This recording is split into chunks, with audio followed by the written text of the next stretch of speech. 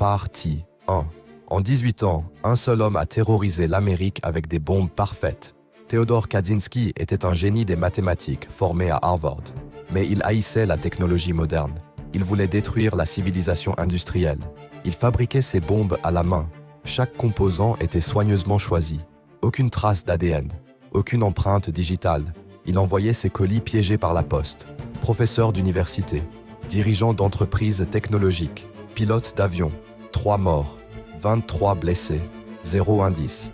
Le FBI l'appelait Una Bomber, l'enquête la plus longue de leur histoire.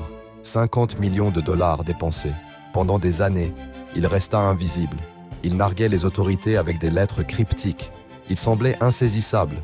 Mais Kaczynski avait un défaut fatal, son ego surdimensionné. Il voulait que le monde entende ses idées. Alors il écrivit un manifeste de 35 000 mots et exigea sa publication dans les journaux nationaux. Cette décision allait tout changer. Partie 2.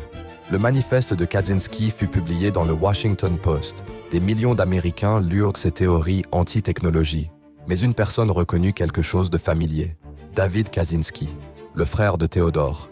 Le style d'écriture, les arguments philosophiques, les phrases exactes qu'il avait entendues pendant des années.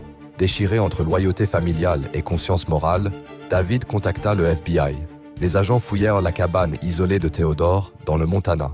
Ils trouvèrent des bombes partiellement assemblées, des journaux détaillés de ses attaques, toutes les preuves nécessaires. Theodore Kaczynski fut arrêté en avril 1996. Il plaida coupable pour éviter la peine de mort, condamné à la prison à vie sans possibilité de libération conditionnelle. Son besoin de reconnaissance avait détruit 18 ans de criminalité parfaite.